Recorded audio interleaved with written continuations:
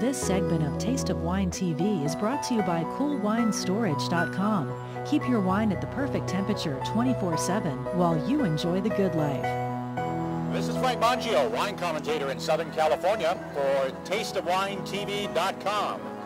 And today we're privileged to be a really big part actually, of the San Diego Wine and Food Festival, which is culminating today in a huge event. We have hundreds of wineries here. We've got over 60 restaurants, and they're all out here, and they're all having fun, and they're all dispensing their lovely wines, and it's a great, great time here. Today, of course, we're broadcasting.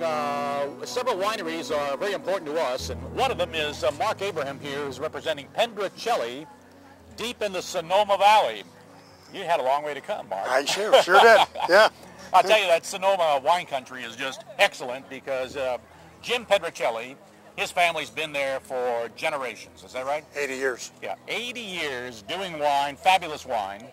And as far as I'm concerned, all the different wines that you put out are just excellent wines. But one or two in particular, of course, the new release, which is the Zinfandel Rosé. Just a brief description of that.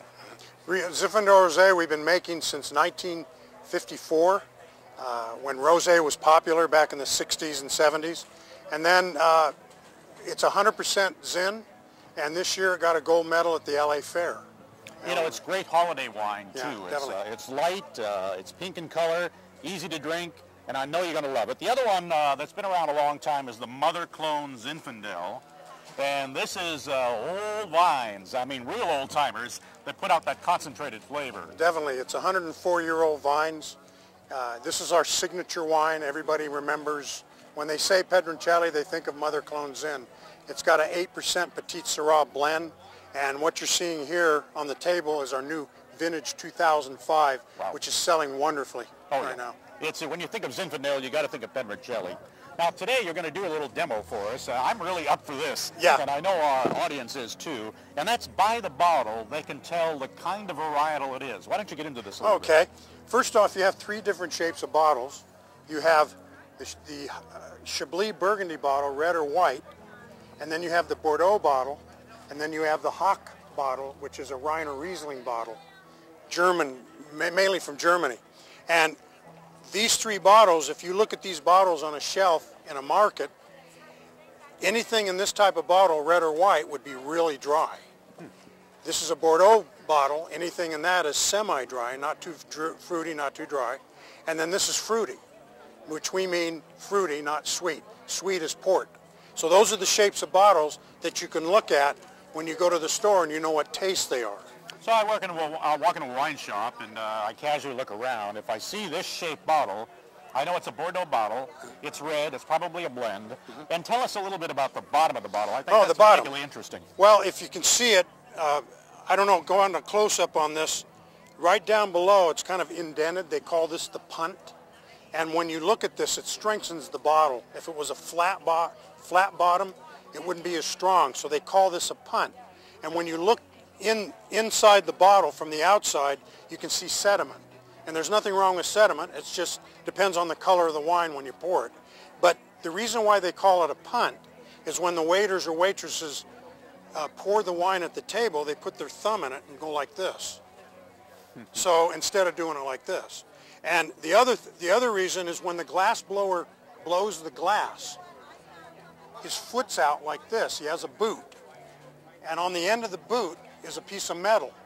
And when he's blowing his glass, this is the end of the boot. And the reason why they call it a punt is because he's in a punting position, like a football punt.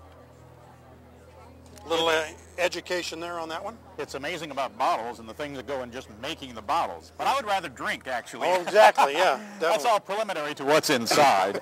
And to me, your new releases are just fabulous. And I want people to really look for Pedroncelli. There is, of course, a website. Yes, definitely. Yep. www.pedroncelli.com. There you go, Mark. In one breath you did that. That's great. Hey, listen, this is Frank Mangio, a wine commentator, Southern California. And Mark, you had one more thing you wanted to say. One more thing I wanted to interject there. The types of glasses that you pour the wine into, if you take this glass right here and you turn it upside down like this, once you hold this, Frank, hold this, and if you look at the bottle, the shape, see the glass, If you take this part of the bottle and cut it off, this portion, and take the bottom portion, there's your stem, and you put a base on it, there's your glass. That's exactly. See? And then, of course, the same with these bottles. The red or white Bordeaux bottle, see the glass? If you take that portion away. And then, of course, the Chardonnay glass, this is close, but it's almost there. See the shape of the glass and the bottle? And that's how the glasses came from the bottle. And that's what the wine you pour into the glass. So in the old days when they didn't really have glasses, they just took the bottle, poured it in a mug. Broke it somewhere, yeah. and drank it. Drank it. or they put it in a mug. Oh, I got it. Great. Something new every day from the wonderful world of wine. This is Frank Mangio, wine commentator, Southern California, for TasteOfWineTV.com.